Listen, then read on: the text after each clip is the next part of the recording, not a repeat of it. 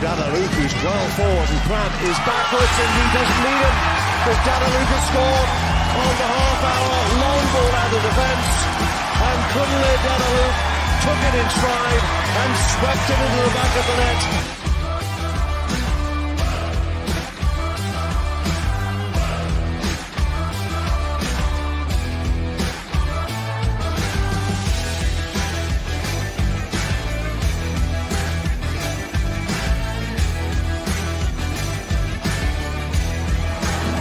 It up, Fordyce, back to Levi's!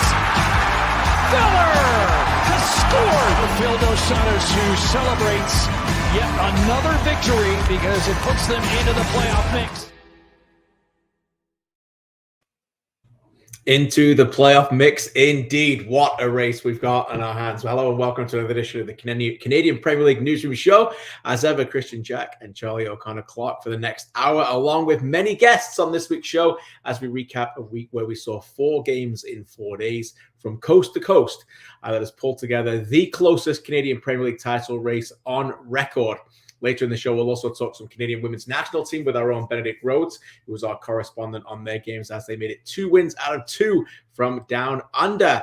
Results this past weekend, though, in the Canadian Premier League: Atlético Ottawa 0, FC Edmonton 0, Pacific 1, York United 3, Valour 1, Forge 0 again, and Halifax 0, Cavalry 0. What a weekend it was, Charlie, and it has to be said, the theme right now is 5 into 4 does not go, and what a race we have at the top of the table. Yeah, this is not something, I think, in full honesty, that I was expecting about a month ago to happen. It looked like we were getting separation, but drop points in certain places, and Valour being on a red-hot tear, as we're going to have to get to. It is exciting. We've got a top 4 race. We've got a regular season title race as well. It's all close within that group, so I can't wait to get to it. Yeah, I'm glad you mentioned it. Regular season title race, champions of the regular season means a lot to us. We'll be celebrating that as well. If you're watching live, feel free to put out your questions or your comments on the side. We'll get to as many as we can. If you're listening to it later, of course, we always remember our downloaders. We thank you for listening to that. Before we bring Mitchell Tierney in to recap a brilliant game in Winnipeg, you mentioned it a month ago. You did not hear it. You did not see this coming. What about this for a stat? The last 13 games for all these teams: Valour 26 points, Ottawa 22, Forge 19, Cavalry 18, Pacific 17, York 16, Edmonton 12, and Halifax 11. That's not a little run, Charlie. 13 games. That's almost half a season, and Valour have got the best record. Yeah, 26 points out of their 36 total tells you just how on form they've been lately, and how, they maybe didn't start the season the way they wanted to, but they kept the faith and they found the form and the system that's working for them. And it's just been remarkable to watch them play and to kind of continue to grow in confidence that they belong in that race, as they now absolutely do. Yeah, they certainly have found that system, and that identity you talk about is real. Let's bring in Mitchell Tierney, our correspondent on this match. Should we start the show with the hottest team in the Premier League? Mitch, we have to. And the Valour of Winnipeg, they welcomed a bewildered Forge for the second straight game. In the end, though, it was the second straight kind of game that ended at 1-0. What impressed you the most about this victory is they made it 2 wins from 2 against Forge this week?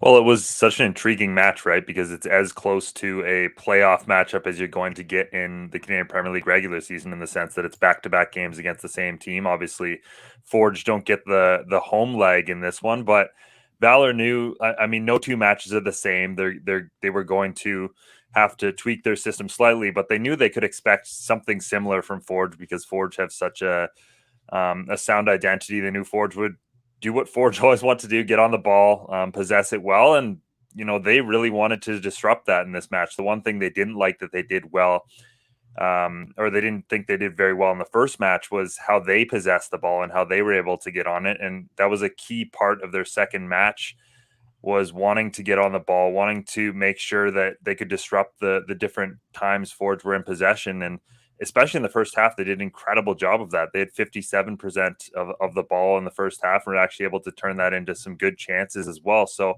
I think that was the key to this match for them. And we've seen this kind of play out before between Forge and Valour, where I think there was a match at Tim Hortons Field earlier in the year where it was 1-1 at half. Valour actually did an incredible job of pressing Forge early in the second half, and then they just kind of gassed out as the match went on. But the fact that they did have so much of that ball in the first half, they were ready for the Forge push in the second half, and they were able to defend it well. Yeah, you mentioned that game. That's an interesting one to bring up because that is the only game out of 4 that Forge have got any points from Valour. They lost 3 games this season, and that was the only game, and they needed 2 goals late to be able to secure that victory as well. Those watching live on YouTube, the goal by Brett Levi's in the 73rd was the difference. A little red card there by Alessandro Rigi, not necessarily an impact on the result, but of course will lead to a suspension as well. Before we hear from Phil DeSantos, we talk about the system that they're playing, Mitchell. They are a team that have consistently take the lead in games and are very difficult to break down. And that's what makes them dangerous. No, we are heading into the new year. The school's back, fall's coming, playoff season's on the way. And they look like a team, not only that is successful in the regular season, but when you play them in the playoffs, they're going to be very difficult to break down. And that can often be the recipe for cup football. Yeah, and I think they've found an excellent mix with that. That 3 at the back. They have such good defenders in there. They played this game without Andrew Jean-Baptiste, which is incredibly impressive that they were still able to get a clean sheet and no shots, by the way, for Forge in this match, which is we'll get to that. We're going to get to them in a minute. I know, but it is worth bringing up several times because it is such a shocking statistic in this game. And then I really think that the guys who don't get enough credit is that double pivot of Gutierrez and Fordyce in front, because they are excellent. And one thing they do incredibly well is just they never lose the ball. I think they were both at 83%, passing during this game, which against a Forge side who really do like to press and especially like to press in that area. That's very impressive, and it's something that I think you saw Fordyce with the incredible pass to Levi's there, getting up the field as well. Those are 2 guys who I think go under the radar a little bit. So I think they found a really solid and a resilient system, and you compare them in some ways to Atlético Ottawa, where they get that one goal, they get that first goal, and you're like, like we're in trouble here at this point. And yeah, I think that there's a lot to like about what they've been doing lately. Yeah, really good point. I like those two players who were very close to getting in our team of the week this week, but didn't. But that just goes to show you how good so many midfielders were this week. 5 wins now since the beginning of August. They'd only won 5 in the first 4 months of the season. And as we mentioned, back-to-back 1-0 victories over Forge this week. It has been some week for their boss, Phil DeSantos. I think we played another very solid game. It felt almost like 2 halves between Wednesday and today. A lot of similarities in the type of game that was played. My question mark was how can we replicate in many ways what we had done on Wednesday, but be a little bit more aggressive and a little bit more in the front foot, make better use of possession. And that's something that we were wanting to do in this game, and I felt we did that a lot better. I felt the best chances were for us. Some of those chances came from moments we were in possession, and we were able to open them up with the big switches and getting Andy and Brett on the ball. I think that overall it was a fantastic week for us, but like you said, right now, I challenge the guys to protect the progress that we've made. That's the most important. Once you're above that line, we have to do everything to try and stay there, and it starts with next weekend. Another stat for you. The last 7 victories that Valour have achieved this season, they haven't conceded a goal. Just goes to show you how difficult it is to break down. But you mentioned it. We talked about it. What a week it's been. Charlie, let's look at Phil DeSantos' reaction here on the whistle, because this sums it up. Look what it means to him. Just look at that. Charlie, that's emotion and passion right there in the Canadian Premier League. Yeah. Let's play that on loop. Let's see that again. Play it again. Let's see it a couple more times, because it's just amazing how much passion there is in that coaching staff and that team. I mean, they've had some down moments in this season, and realistically, they were counted out by a lot of people not even that long ago. True. But I think what we've kind of seen over the last few weeks is maybe the rest of the top 4, or the top 4 at that point, started to get a little complacent, and Valour saw an opportunity for themselves, and they just kept working. They're one of the hardest working teams off the ball in the league. They've been so impressive. But one of the things that interests me about what Phil said in his comments there is how he saw these 2 Forge games as kind of 2 halves of a game. Valour, a team that are good at adjusting within games between halves. I don't know, Mitchell, do you feel like they maybe adjusted after that first game better than Forge did going into this second one? Oh, certainly. I think there's no question about that. Any Forge adjustment came, at the actual halftime of this second match. They really struggled out of the gate. And I do think that's a good point you make on just maybe the complacency, but also the intensity of Valour. Like Valor's been playing playoff games, and they've been playing like these are playoff games for the past little while. And we've seen, in the past few weeks, the games have gotten a lot tighter. There's been less goals in general as it gets closer, and as those games get more, closer to playoff time and more meaningful. The 3 points getting picked up by sides any points are more meaningful now. So I think Valor is a side that have shown they're incredibly comfortable in those sorts of games. And they did that, 3 in a row against, playoff contending teams, 1-0. That's the mark of a side who knows how to win close games. And that's incredibly important this time of year. Yeah, it certainly is. Let's hear from one of those heroes, the aforementioned Daryl Fordyce. Obviously, Forge are a very top team. They've won 2 championships, and every time you play them, they love to have possession of the ball. They've got very intelligent players, and they can hurt you for sure. So if you don't get your press right, and they can certainly open you up and hurt you.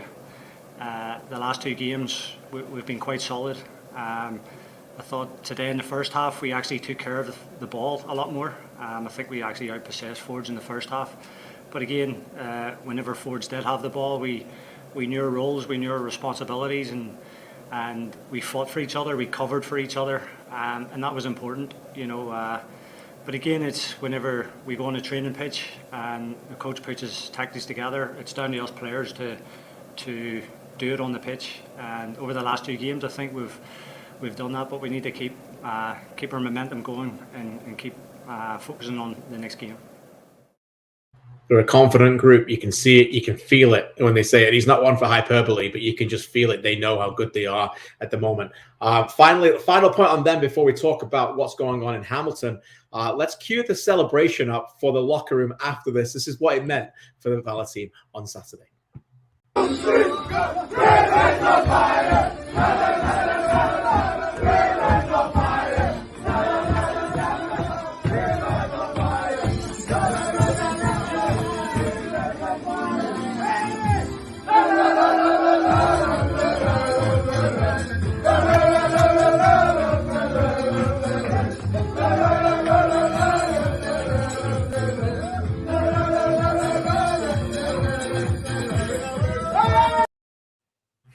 Great cheer, great celebration.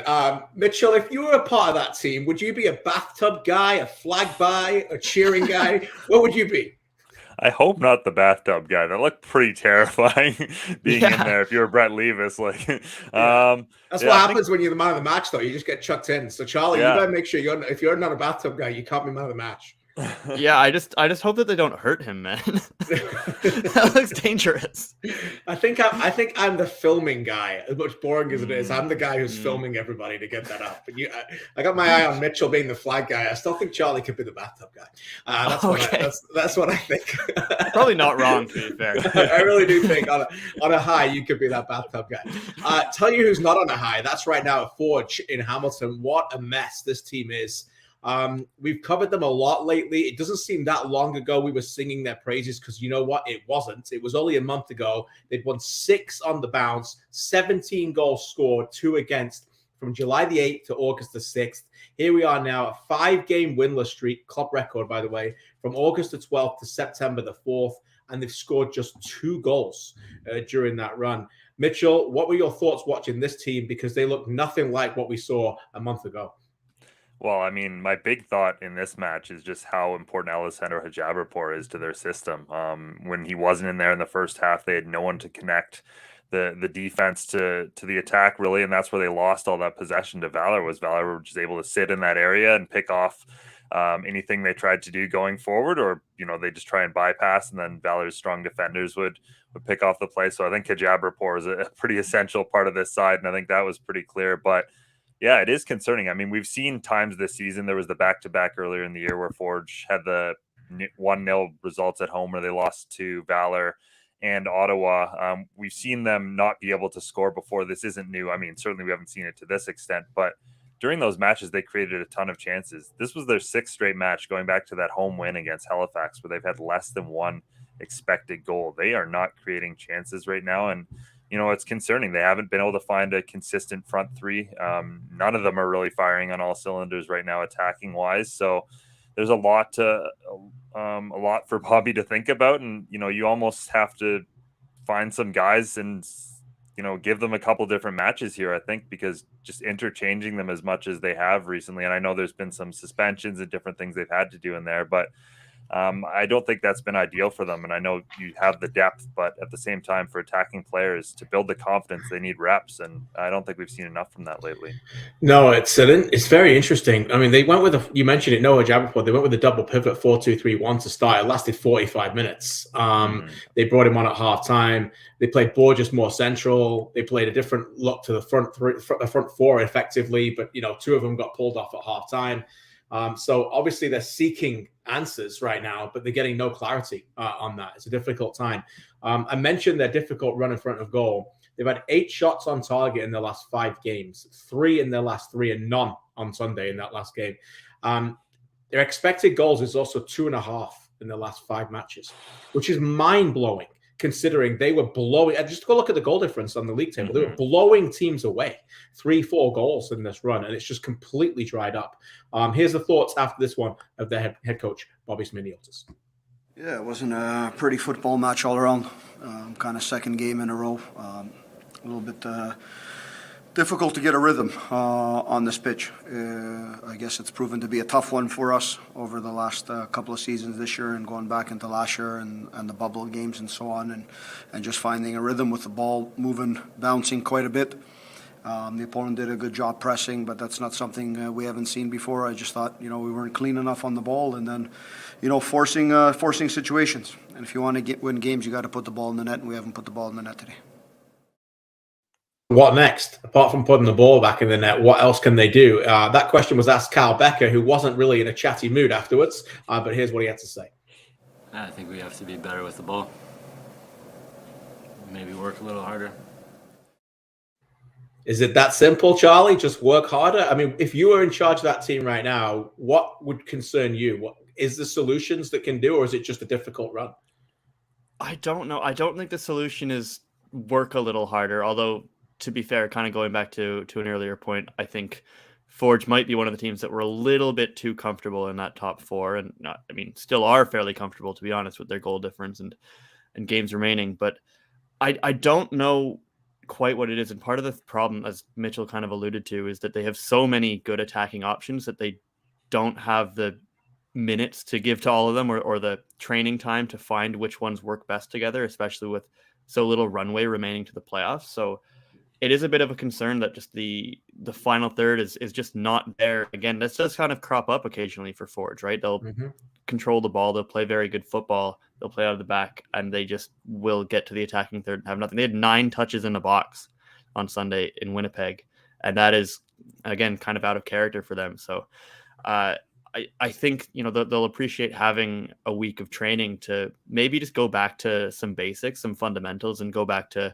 the players that have, proved themselves most this season and that, kind of deserve to be in that lineup. And that I think ideally, if you're Forge, you probably want to just give a front 3 of players an extended run, 2, 3, maybe 4 games in the starting lineup to just see if it's, a lack of chemistry or cohesion that's maybe the thing that's missing for them at the moment.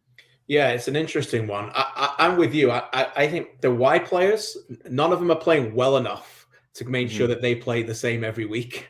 And none of them are playing bad enough to get dropped, right? So there's no one's really showing up. The other thing they miss, and I'm not saying that Nanko, if he gets fit, is going to say he's going to play, but they miss players going in behind. It's a lot of coming to the ball. It's a lot of too much, and then they're not getting the ball into the box. That's one thing I think. The other thing is I think that this is a team that lacks rhythm. That Pacific game that got canceled because they played in the CONCACAF gave them more time off. They don't like that. They need a run of games. Last year, their games came fast and they loved it. And the gap between games, I think there's a lack of real intensity about their football right now. And the third thing, I know it's a great point you mentioned about Hajabapur, but they need to play Janssen in midfield. I'm absolutely adamant now. I mean, they have to play him in midfield because the intensity and the directness ramps up, the ability to play forward and fast. Now, they may not be able to do that all season. We don't know about Crutzen. He's the best defender in the Canadian Premier League, and he hasn't played a minute, and that doesn't get talked about enough. So if they can get him back and they can get Crutzen back, and then you've got Crutzen, you've got Olabi Bellewu, you've got Samuel, you've got Matusala, you've got enough depth there to go, yes, I know Ajabapor's played well, but we have to play one of the best players in the Canadian Premier League in his best position. And that's Alexander Yashnoi-Janssen playing at the base of midfield. For me, that's that if they're going to want to try and win it, that's what they have to try and think about doing next. But it's interesting. It's a lot going on, and they got a big game coming up because they got Cavalry on the weekend. So that's going to be fascinating as well. Great stuff.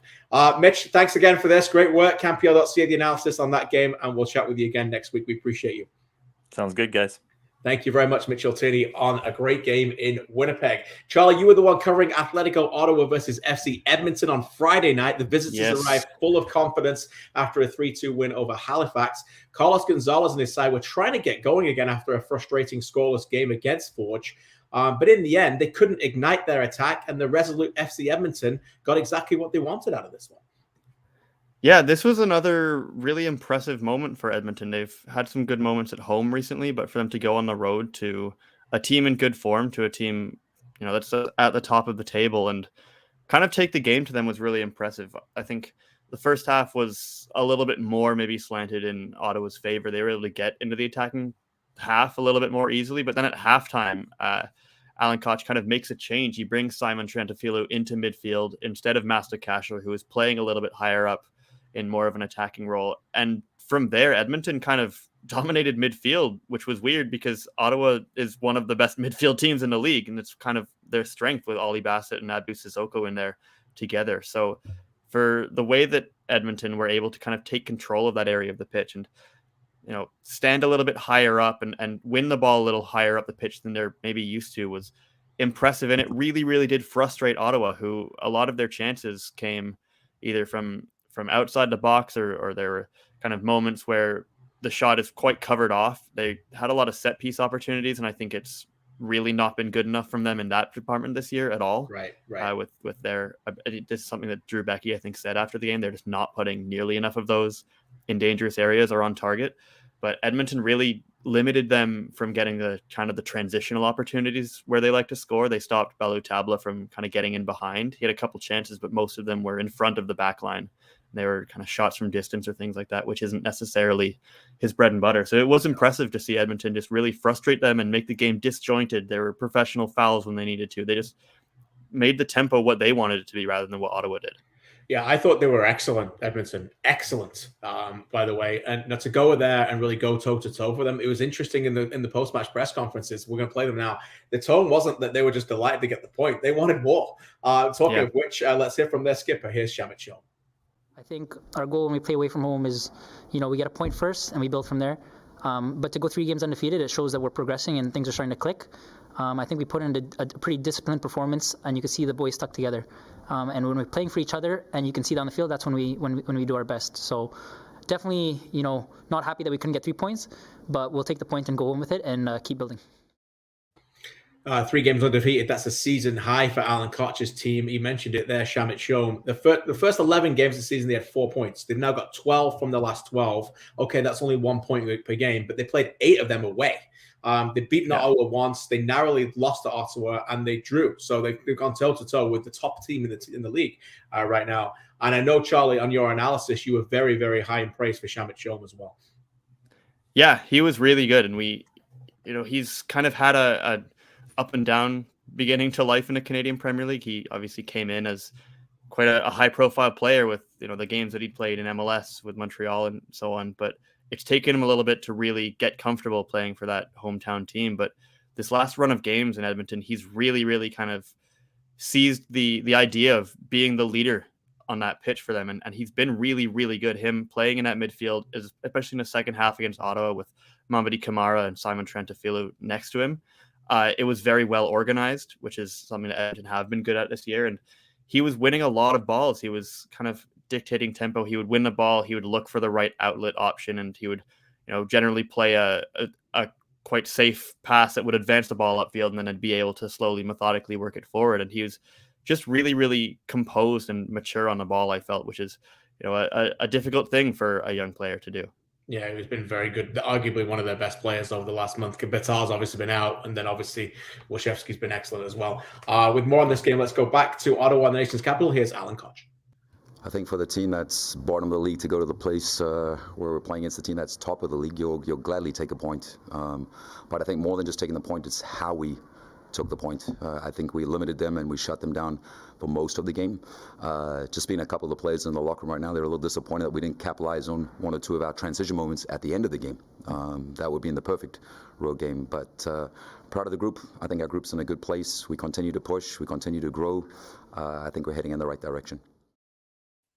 On the other side of things, Carlos Gonzalez saw red, something they're appealing, by the way, for a little bit of a confrontation.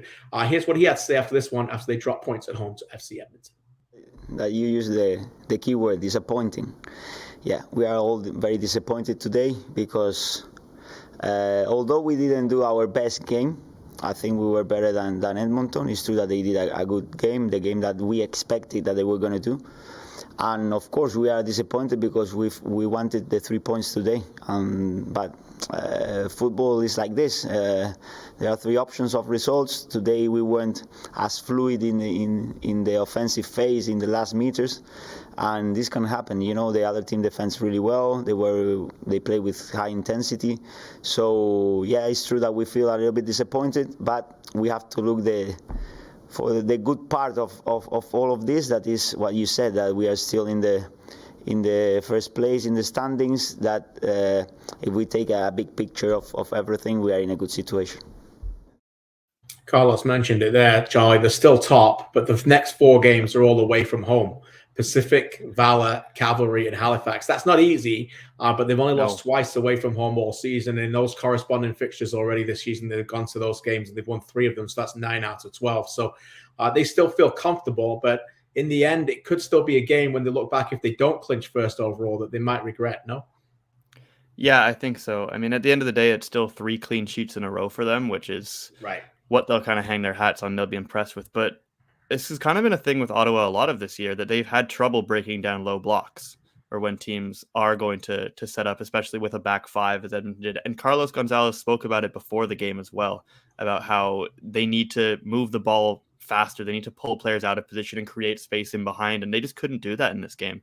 And it's partly credit to Edmonton and how structured they were and how good they were at maintaining that line and not biting on those opportunities or anything like that. But it's been a bit of a concern for Ottawa in a lot of games this year, that when they do have a lot of the ball, when they are forced to play into a team and to try and break them down, they do have trouble creating those open play chances sometimes. So I think that's certainly going to be what they want to figure out. Although, again, playing on the road so often in these last few weeks, a lot of the time the other team will be a lot more open than Edmonton is. So they'll still be able to find maybe more of those opportunities in behind with Valour and things like that. So they are a team that can do quite well on the road. So I don't think they'll be too concerned about this.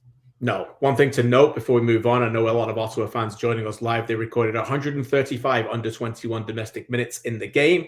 They are now 504 under-21 domestic minutes away and needing to play those 504 minutes in the last 5 games to get to the 2,000 and be eligible for the playoffs. We'll keep an eye on that. We'll move out to the West Coast now for a fantastic match on Saturday from Pacific against York United, and we'll roll the highlights. What a game this was. Alex is not here. He's actually traveling, so he can't join us. AGR is usually our correspondent. But what a game this was, and a tale of 2 halves. On one side, we had a Pacific team without a win in 3, needing to start well, and doing so. Kunle Dadaluk with the goal in the first half.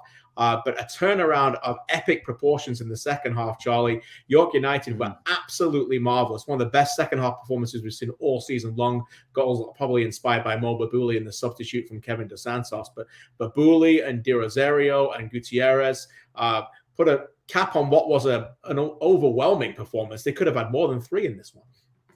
Absolutely. They definitely could have had 4 or 5, maybe 6. And it's kind of a reverse of the last time Pacific went to York Lions Stadium, right? Where, York had a very good first half and then Pacific opened it up and Alejandro Diaz ended up with a hat trick and they won 4-2. But this was definitely a impressive, very impressive performance away from home for York, who have been good on the road pretty much all year as well. But the way that they attacked with that confidence, they were able to move the ball quickly and directly, which I think has been very good. They kind of changed things up at halftime. Kevin Santos coming into the match to attack, and he was really, really good as well. Helped pull a lot of the strings. But the other story of this game is just how good Mo Babuli is, which we already knew. But seeing him do it so consistently in these few games in a York shirt, this was arguably his best game for them yet. So there is a lot to like about this kind of latest edition of this York team, who have obviously gone through a lot of changes this year. Yeah, I agree. Babuli and Santos technically look really good together. You can see that they sync the same speed, and Babuli was class. That delivery for the free kick that led to the second goal was underrated. Marvelous delivery. And the changes at halftime worked. So what did Martin Nash say? We talked about that with him in the press conference after this one. There are a few things tactically. I thought we were too spread out, too open. We left too many passing lanes open, and a team like this can really hurt you if you leave passing lanes open. I thought we did some good things going forward. But we weren't pleased with the effort at halftime. So, had to have a go at them a little bit, because I think if you don't bring the effort, you're going to be in trouble. So, our guys responded. They brought the effort, and I thought it was a tremendous effort second half. And, I thought we deserved the win in the end. More than deserve the win. By the way, they haven't had an expected goals finished total of over 2 all season. This one was over 3. That's how good they were. Let's more break down York United and be joined now live by their skipper, the main man himself with the back. Here he is, Dominick Zator. Dom, appreciate it. I know you just come off the training pitch, so we appreciate you spending some time with us on this Tuesday. Always nice after a weekend to get a big win like that, no? Oh, definitely. I mean, it's a huge win for us. That's something we need. Obviously, bouncing back from the Cavs game, where we had some good chances to kind of sneak out a result there. So, yeah, that game was massive for us, especially that first half. It seemed like we're just like running through the motions, and then, like Nash said in the press conference, he kind of grilled into us a little bit, and that's what we need—a little bit of a kick in the butt to get us going, and a couple tactical changes, and really that changed our whole game plan. And you could see in that second half, we had a lot more movement going around, getting those expected goals. It was really good. Pleased with the team effort.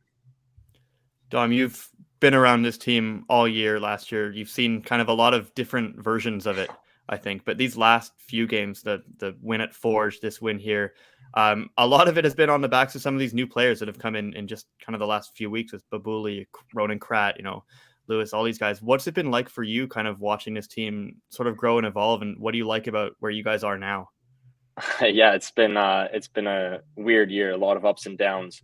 But yeah, the new guys coming in right now, it's key for us. They're the little spark we needed. A player like Mo Babuli, who's probably one of the MVPs of this league, I think, over the last couple of years. He comes in right away and he changes the game. He's a experienced player. Can kind of pull the strings with his experience. He's able to keep us calm and in possession instead of kind of rushing the ball and kind of scraping by. And then, yeah, you get goals now coming from with Ronan, with his speed, young player coming in, Kevin Dos Santos. There's a lot he brings to the game.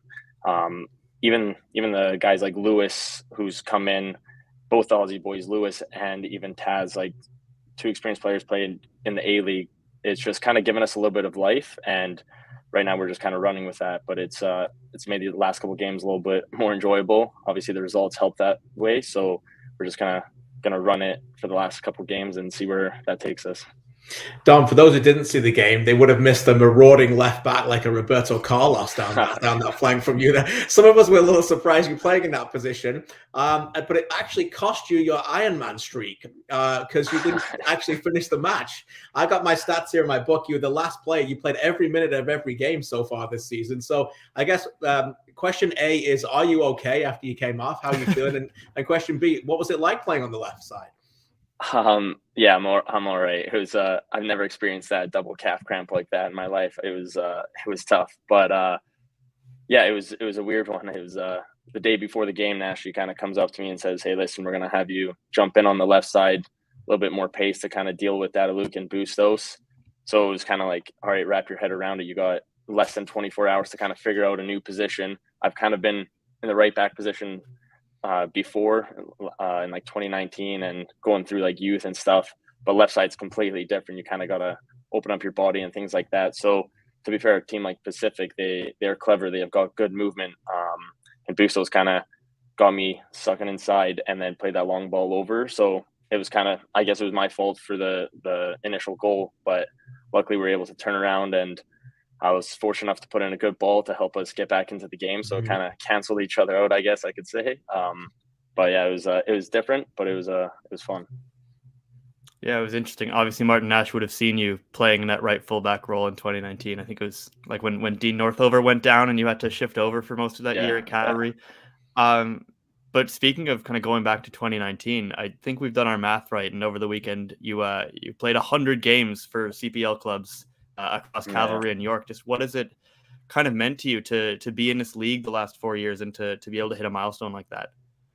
Yeah, no, I'm super pleased. I'm extremely grateful to both clubs and to the league to now reach 100 games. Obviously, without the league, I wouldn't really have had the opportunities to play these professional games. I didn't really know what pathway I was going to take. It was difficult kind of coming out of university and trying to figure out what's the best pathway. But yeah, the league kind of opened up that door for me to get these games in. And now being, I think, the fourth player to play 100 games in this league it's a huge honor. So yeah, it's a good milestone. I'm excited and proud of myself to even play that many games. Yeah, you said you're thankful for the league. We are certainly thankful for you. You're right. You're the fourth Centurion in CPL history behind Tristan Henry, Alexander Yashnodi-Johnson, and Cal Becker. It's a fantastic achievement. Dom, if you don't mind, share with us a little bit about how difficult it was for you guys during that run. I think you had 2 wins in 15. How hard was it personally, and how much of a leadership role did you take in terms of nurturing that squad, helping Nashi as a first-year coach to now come around on the other side of it and start smelling the roses again, I suppose? Yeah, it was difficult times. It's very unfortunate with the amount of injuries we had to some very good players who would be starters on our team. You could see in the first couple of games when we even had Oliver Minitel coming in, scoring a goal against his old club, Cavs. Like, he's an experienced player, brings so much. We had Michael Petrasso out for many games with his ankle injury. Now he's slowly coming back, which is another good player, experienced player to have. Austin Ricci, as soon as he came in, gave us a lot of life, and then another unfortunate injury there. So it was kind of tough because it looked like we were about to get somewhere, and then we just kept taking one step forward, but then it was actually 2 steps back, and it was tough times, but we knew we just kind of had to keep digging in. And then, as a leader, I tried to talk to a lot of the young kids because they're now getting their opportunities to play their first professional games. And it's not, if you can have one good game, that's great. It's about trying to string along a couple good games. And that's what's key in being a good, consistent footballer. And it took some time, but now we can see we're also making some good changes, and the team's starting to build a little bit more chemistry again. And you can see with the results we have now, it's really starting to pay off, and we're just going to try to run it to the end of the year and see what can kind of come from it. Like, maybe cause a little chaos in the standings, but it's exciting now. It's a little bit more enjoyable because we have the team's kind of working well together. Yeah, you speak about stringing together a few good games, doing it more consistently, building chemistry. You're entering a stretch here where you got 3 Fridays in a row at home. It's your last 3 home games of the year. Is that kind of the focus for these then, just to continue on in this trend, continue with this attacking football you've been playing, and just show that there is something in this squad, and obviously looking towards next year as well? 100%. We've got nothing to lose and everything to gain. It's one of those, you got 3 home games on the bounce. So if we can somehow pull out 3 wins, 9 points, we're kind of back in it, because all the top 4 teams are going to be fighting against each other, and all of a sudden there's going to be some chaos at the end, and it just comes down to it might come down to the final 2 games. So right now, it's about just putting a good performance in every game, and just kind of hopefully string in a couple more wins at the end and see where that takes us. And again, it's a lot of players, it's still playing for contracts for the following year. So it's about still performing. It's not just if mathematically you're going to be out, it doesn't mean, okay, you give up. It's, you still got to perform, and obviously try to get that contract for the next year and try to keep improving as a player. It's still a new league, a lot of young players. So it's all about trying to improve. Yeah, if you're interested, go on the website, go out and get your tickets at York, because 3 big games coming up. They're a fun team to watch and very winnable games as well. Last one, Dom, before we let you go, is on Martin Nash. I know he doesn't like talking too much, and he lets everything else and everyone else talk for him. But you've been one of his big lieutenants, no? Like, what's it been like working with a real gentleman this year through the ups and now the downs and then the back ups again? Not great. I respect Nash a lot. I think he's a very intelligent coach. He understands the game very well. You can always see that he's thinking football wise, what's the best way to beat teams tactically. He's very, very intelligent, and I think he's also a good leader. He's able to kind of bring the best out of some players. It was first year, so there's always things that you can improve on, but that's, I think, for first year, I think he's done well with the kind of hand he's been dealt with some of the players and the injuries going down. It's just trying to adapt, and you can see when we have a strong lineup out, we're a very difficult team to beat. And I think in coming into these last games, we're probably the team most teams don't want to play against, because you never know what can come from us. And I do believe we're a tough team to beat. Yeah, no doubt about it. Great stuff. Again, thanks so much for spending some time with us. We appreciate you as ever. Keep up the great work. Great to hear that you're doing okay as well, and you'll be back on the pitch. And fantastic achievement. Great stop on the CPL Centurion. That's fantastic. Thanks again, Dom. Yeah. Thank you very much. Appreciate it. We always appreciate you. Dominick Zator, fantastic. One of the best defenders in the league, no doubt about it. Yep. And may well be up for that award at the end of the season. That was the York side of things. What about the Pacific side of things? Talking about teams you don't want to play, Pacific certainly looked like a team that didn't want to play York in the second half. Before we break them down, let's go back to Starlight Stadium and hear the thoughts of their boss. Here's James Merriman. Some of the performances have been fatigue and tired, but we don't have any excuses for this game. We have to want it more. We have to have more desire. Of course, we miss Manu Aparicio, but we can't let ourselves down like this without him in the heart of the team. I think we have a strong group, a strong character in there. We just got to find it and bring it back out. But today was very, very poor. We need to be much better. As ever, honesty from James Merriman. Who are the real Pacific? That's what question I have for you, Charlie. Are they just simply a team without Aparicio that are very different? The numbers would say so. 25 points from 10 games when he starts and effectively ends a game. 10 points from 12 games when he's not playing. That's a remarkable disparity, by the way. Pacific started the season 16 points from their first 7. Then they went winless in 7. Then they won 5 in a row. And now they've gone 3 losses on the bounce.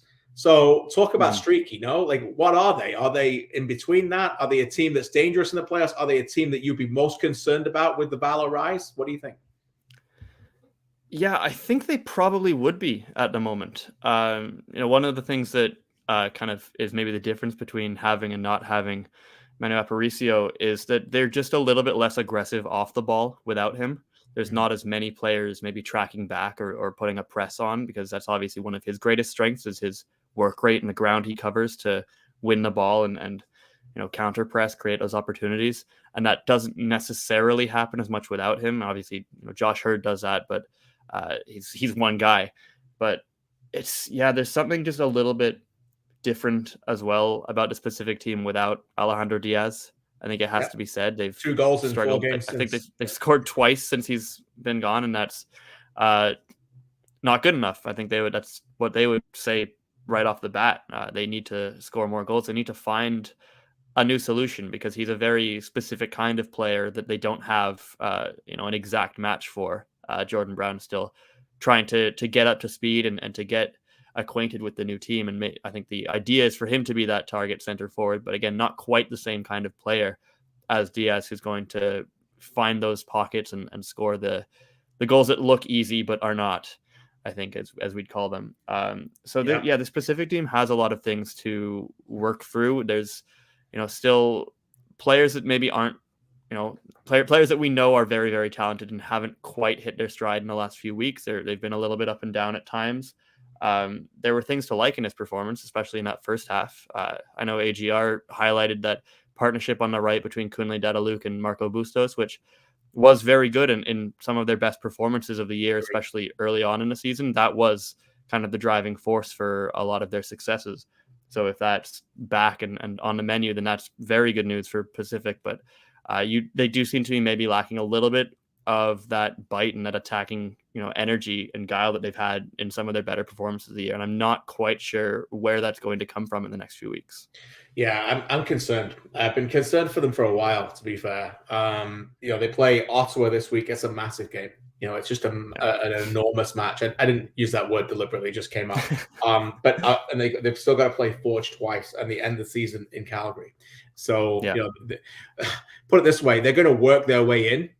If they get in, they deserve it after with this schedule to come. No, I mean that is a very interesting schedule to come. They obviously missed Diaz, but without Aparicio, their midfield is lost. And we're big fans of the midfielders. Individually, Young's had a great season. Dixon, is sparing his minutes, but I'm concerned about that midfield, no doubt. So we'll keep an eye on that. And I know that there's a lot of Pacific fans here in the chat, and some of you guys are pointing towards the CONCACAF run. I get it. It's part of the plan and part of the reason why they've looked a little bit off this season, particularly this month.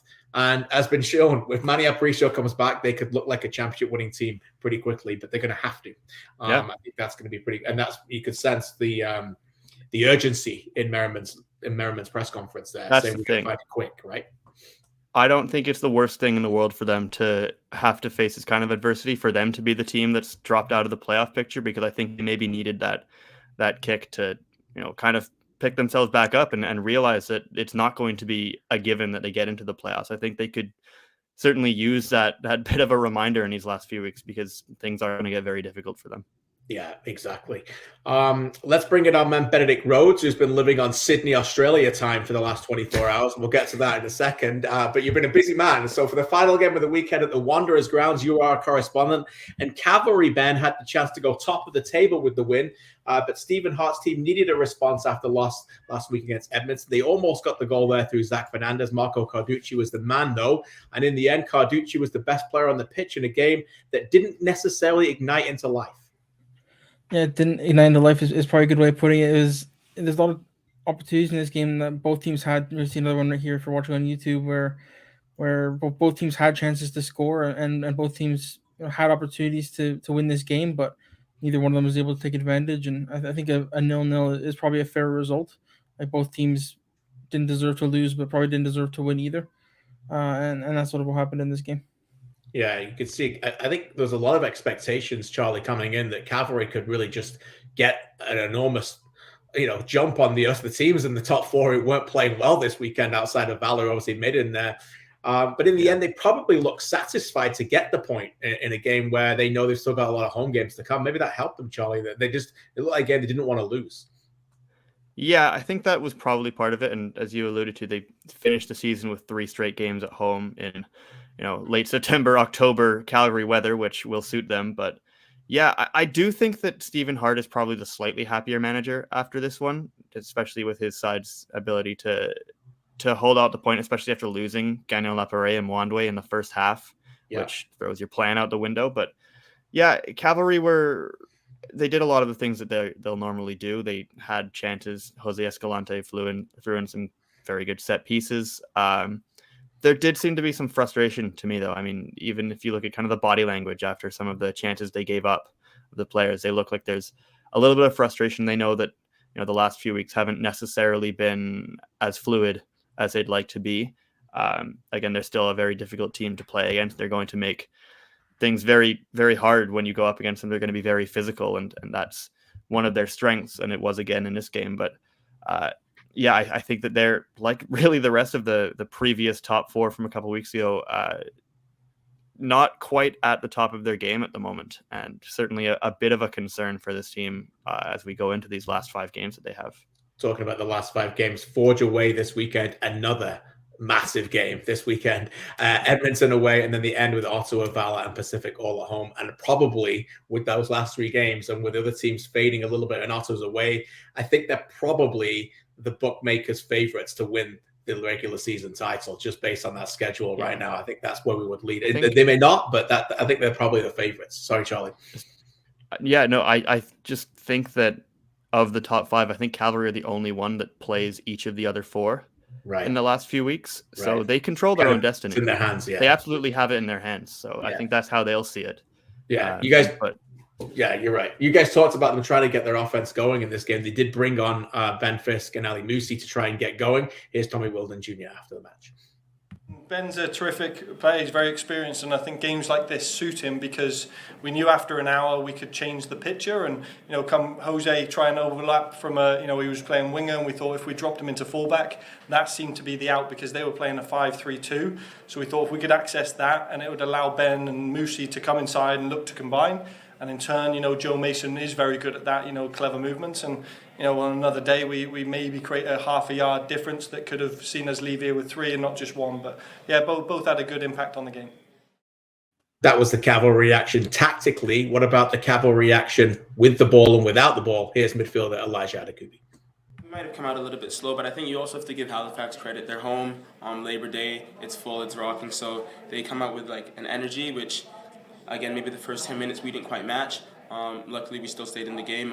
We survived the wave. And I think sometimes when you're on the road, you have to learn to survive moments. They're a good team. They're going to have moments of momentum. And I think the experience we have, we manage that. And then when we have our moments of momentum, on another day, we have to capitalize, and then we can come out with 3 points. But especially in environments like this where the atmosphere is really intense, they're going to have moments of chaos where you're just going to have to ride out the storm. Let's talk Halifax then, Benedict. Obviously, they're not going to make the playoffs. What was the general thought watching this? Were you disappointed with them? Did you feel like they got everything they needed to get out of the game based on the disappointment from the week prior? I think it's 11 goals at home in 11 home games this season. So it's not been an offensive wave by any stretch all year, really, for them. Yeah, I think they'll be happy with the defensive performance. A clean sheet's a clean sheet, no matter what the circumstances are. And Kieran Baskin talked about that as well after the game. He said, that's the main thing you're looking for, I guess, when you're at home is just to make your home a fortress. And after some difficult results at home earlier in the season, the 3-0 and the 4-0 against Forge at home, right. Back-to-back clean sheets at home against Pacific and Cavalry is a pretty good sort of run of games. And they were disappointed with that result last week, against Edmonton. But, I think overall, a win and a draw at home and with 2 clean sheets is pretty satisfactory, I guess. Yeah, satisfactory, I suppose, but not still good. Satisfactory is about what sums up them sometimes. The thoughts of their head coach, Stephen Hart, after this one. We were good in the first 25 minutes. We were brave with the ball. In the first 23 minutes, we created 4 chances, And I start to sound like a broken record here, but you take one of those chances, you put them under pressure. Simply we need too many chances to score. The Sam Salter header comes to mind. If he wants to be a top attacker, he has to bury those, and he will keep working at it. But after that, we had to make a little bit of adjustments with some injury and ride out the first half. In the second half, I think we showed them too much respect. We were too far away from, especially in the midfield, from the midfield players, and we couldn't disrupt the flow of the ball enough. But that being said, I thought the defensive line was superb, including Basket with that. Sounds like a broken record. I think you said that about 5 times already this season. There's a broken record, and then he's gone back to break it again. He's taken it out with the trash, gone back, smashed it up again, and broke it time and time again. This is the same old story every single home game. No, Benedict? I mean, poor Stephen, I don't know what else he can say.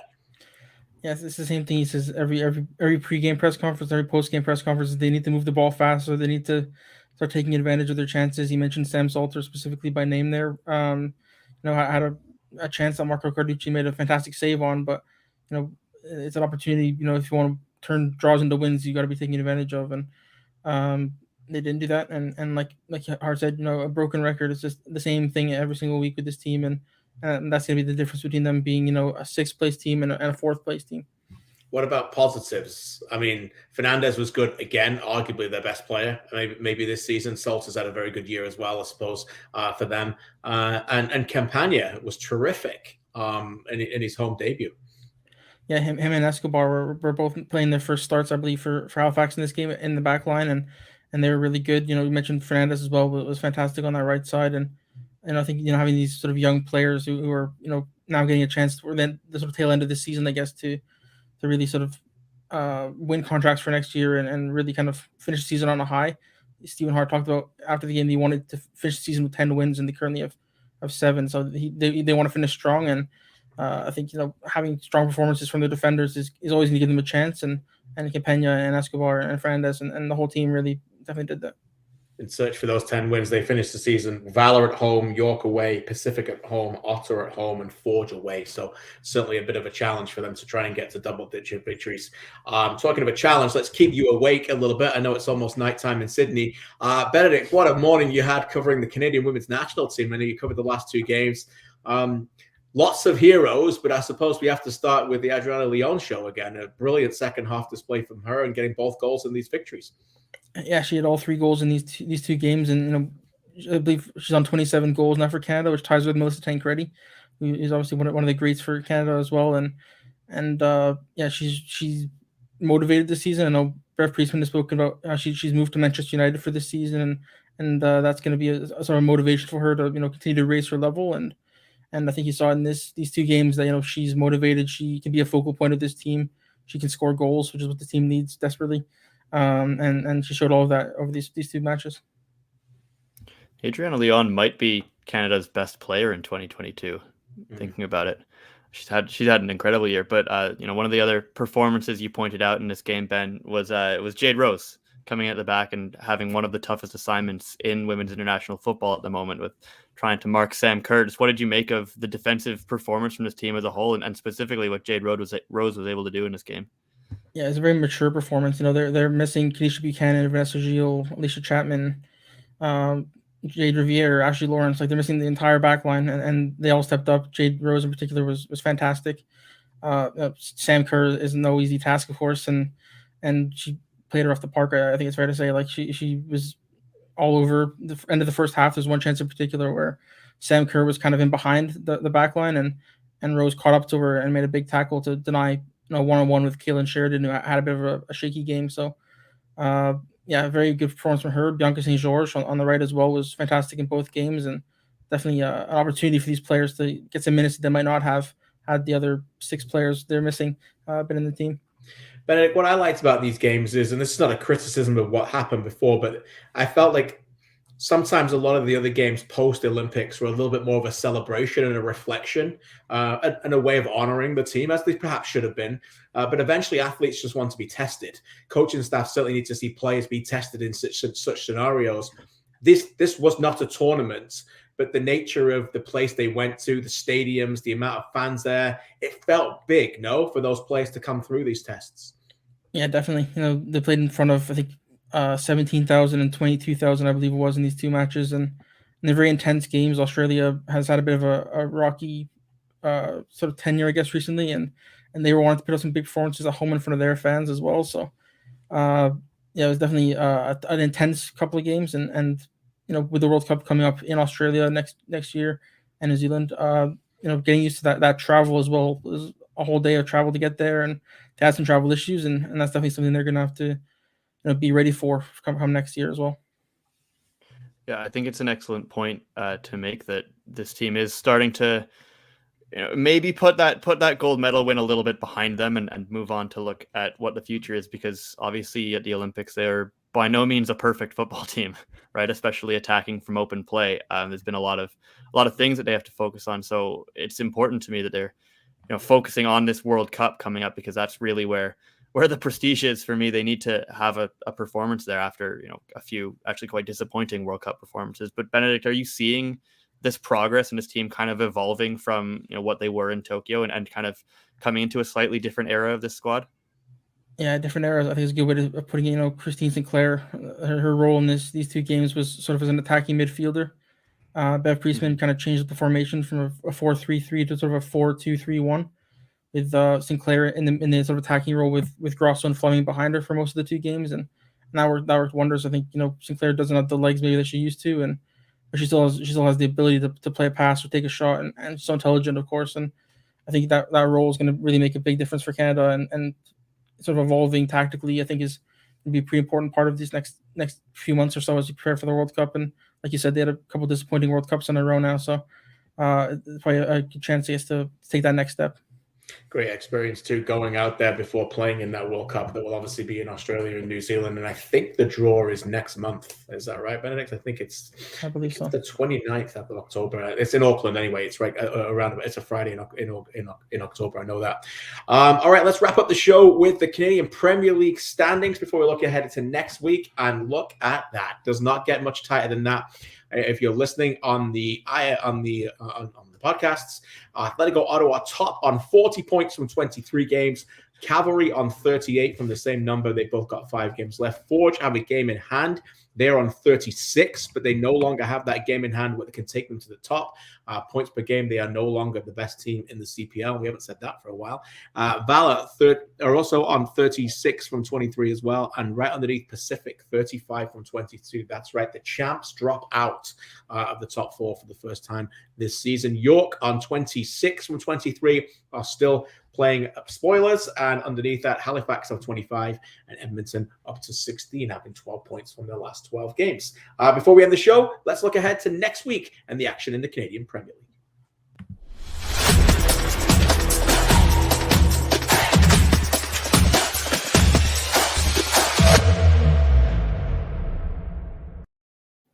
A reminder, the CPL Predictor brought to you by ComeOn, your chance to test yourself against other CPL fans to win cash and other lucrative prizes. Just predict the scores and go on to CanPL.ca/Predictor. Here are the games. Let's try and help you predict the score. Starts on Friday night, York, Edmonton.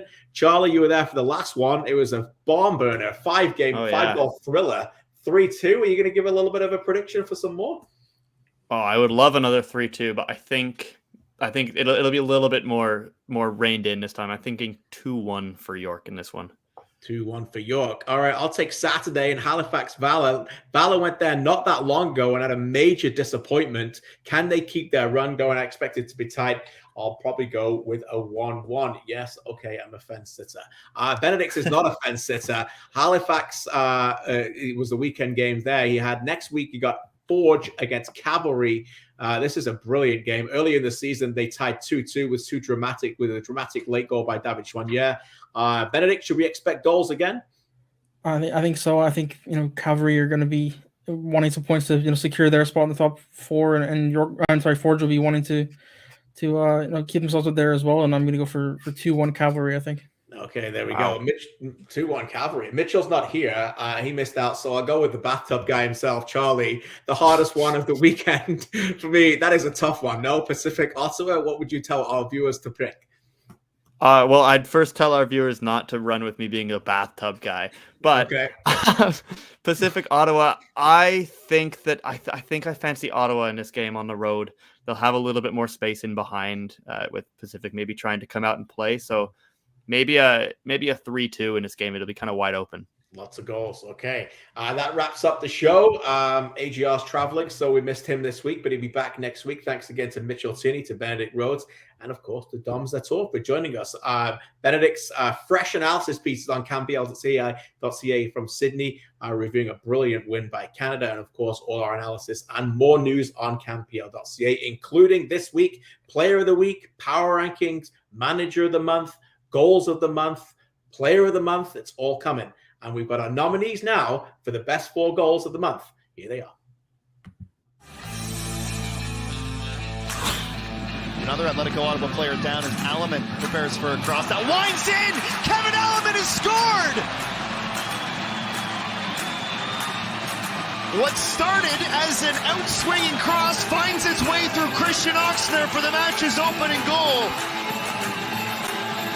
It is Kevin's first for Atlético Ottawa.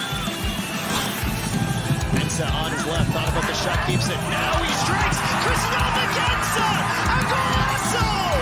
Announcing their arrival in the second half with an exclamation mark. What a hit that is for Krasnovic. His first of the season is a special one. Oh, how does that go in? My goodness! Tobias Warshevsky has another wonderful Actually, that might be better than his bicycle. Halifax are stunned. They're down by 2 goals. Jose Collingford stays with Rea. Rea deeper than the 18. It's a good cross. Deep Rea!